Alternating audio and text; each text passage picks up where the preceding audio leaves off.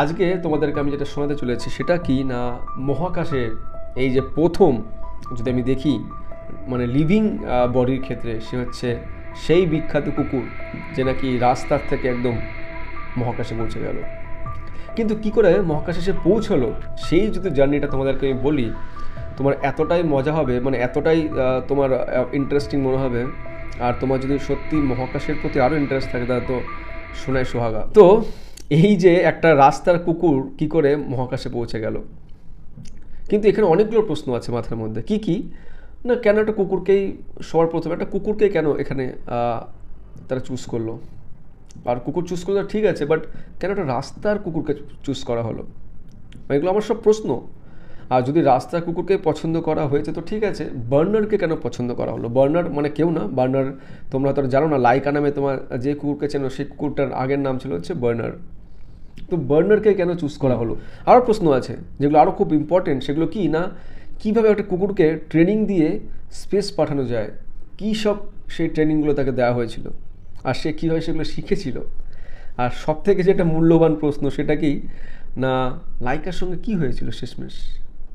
লাইকা কি মানে মানে আফটার মিশন তার কি অস্তিত্ব কি পাওয়া গেছে, মানে কি হয়েছিল, what happen to that heroic যে একটা রোল প্লে করলো? কারণ আজকে আমরা যে দেখছি স্পেস স্টেশনে এত মহাকাশে এত লোক আসছে যাচ্ছে, মানে সোকল্ড অ্যাস্ট্রোনটরা আসছে যাচ্ছে, তার পেছনে যদি আমি দেখি এই কিন্তু কুকুরই কিন্তু মানে খুব ইম্পর্টেন্ট রোল প্লে করেছিল। কারণ তার জন্যই যেসব ডেটা তারা পেয়েছে তার জন্য কিন্তু এই যাত্রাটা অনেকটা ইজি হয়েছে।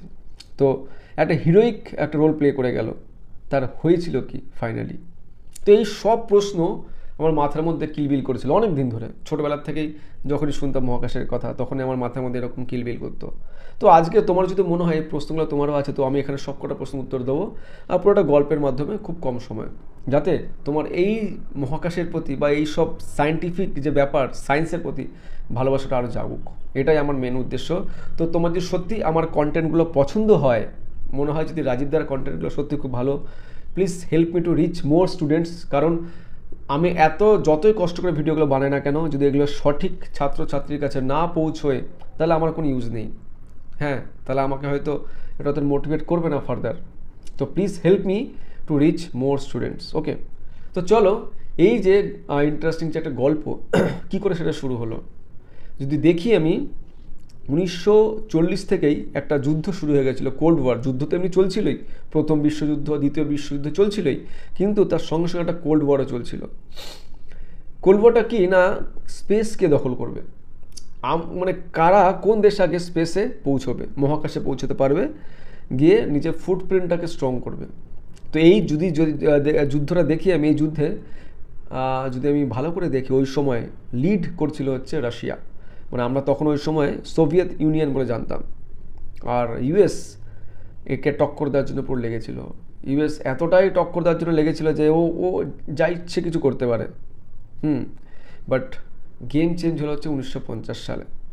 1950 সালে যখন স্পুটনিক 1, সোভিয়েত ইউনিয়নের যখন স্পুটনিক 1 সাকসেস পেল মহাকাশে যাওয়ার জন্য, তখন এতটাই একটা মাইলেজ পেয়ে গেছিলো রাশিয়া, তারা ভাবলো নেক্সট যে স্পুটনিক 2 করবো আমরা, সেখানে এমন একটা কিছু করব যাতে আমাদের অ্যাস্ট্রনটকে আমরা পাঠাতে পারি।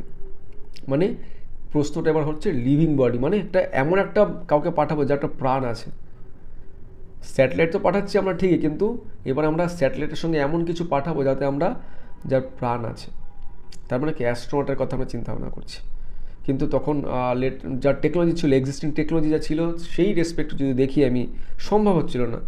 তো সেইখান থেকে মাথার মধ্যে ঘুরতে ঘুরতে ঘুরতে ঘুরতে ওই সময় সায়েন্টিস্টদের মাথায় আসলো তাহলে এমন কিছু পাঠাই যেখান থেকে আমি ডেটাও পেয়ে যাবো, কিন্তু আমার কাউকে হারাতে হবে না। সেইখান থেকেই গবেষণা করতে করতে মাথায় এলো তাহলে চলো একটা কুকুর সব থেকে বেস্ট হবে। কেননা কুকুরকে আমি নিজের মতন করে চালনা করতে পারবো, ট্রেনিং দিলেই চালনা করতে পারবো সব কথা শুনে, ঠিক আছে। আর কুকুর হচ্ছে লিভিং বডি, ওর মধ্যে আমি সেন্সার দিয়ে দেবো সব কিছু, তো আমি সব ডেটা পেয়ে যাবো। আর কুকুর যেভাবে বিহেভ করবে, হ্যাঁ, কারণ আমি যদি ভালো করে ট্রেনিং দিই, কুকুর এটা একটা মানুষের মতন বিহেভ করবে, তার ইমোশন আছে, হ্যাঁ, তার মানে যেরকম আমরা মানুষরা বিহেভ করি। তো এর জন্য কুকুরকে পছন্দ করা হলো।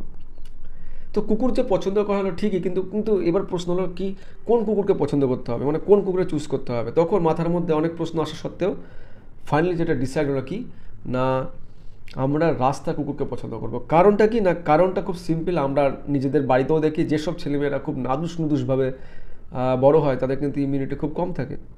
বাট যেসব মানুষরা খুব মাটির সঙ্গে মিশে লাফালাফি করে এরকম করে ঝাপাঝাপি করে বড় হয় তাদের কিন্তু ইমিউনিটি অনেক স্ট্রং থাকে।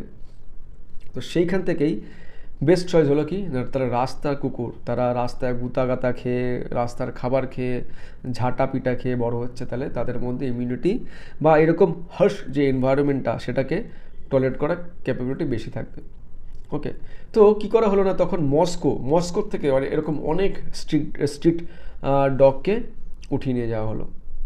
এবার অনেক কুকুর ছিল, তার মধ্যে এবার একজনকে পাঠাতে হবে। কি করে পাঠাবো একজনকে?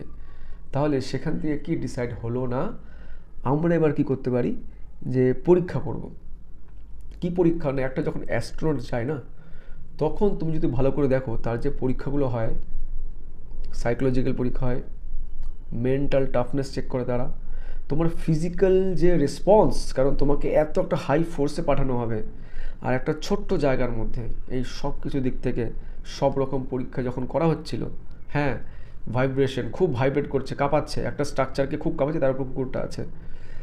তো এইসব যখন পরীক্ষাগুলো করছে তখন দেখা গেল যে বেশিরভাগ কুকুরই আস্তে আস্তে কি গিভ আপ করে দিচ্ছে। অনেক কুকুর মারা যাচ্ছে, অনেক কুকুর হচ্ছে ওখানে পালিয়ে যাচ্ছে বা খুব ঘেউ ঘেউ করছে। কিন্তু বার্নার ছিল একমাত্র কুকুর যার মধ্যে যে টেস্টগুলো করা হয়েছিল, কী কী সেই টেস্টগুলো না, যে টেস্টগুলো করা হয়েছিল সেগুলো এতটা এক্সটেন্সিভ টেস্ট ছিল যে ওইখানে সার্ভাইভ করা মানে সে তার মানে মহাকাশে যেতে পারবে।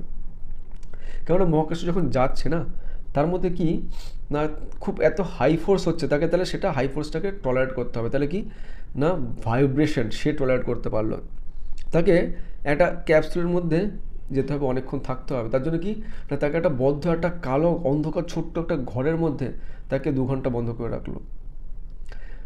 যখন মহাকাশে যায় তখন কি গরম উৎপন্ন হবে, তার জন্য কী করলো, তাকে একটা গরম ঘরের মধ্যে অনেকক্ষণ বন্ধ করে রাখলো। তাকে এমন এমন সিচুয়েশন দিল যেগুলো সবকটাতেও সাকসেস পেল। এমন করে তাকে ঘোরালো, মানে একটা ড্রামের মধ্যে ঢুকিয়ে তাকে এমনভাবে ঘোরাচ্ছে, কারণ স্পিনিং, তার বডি স্পিনটাকে সহ্য করতে পারে কিনা সেসব।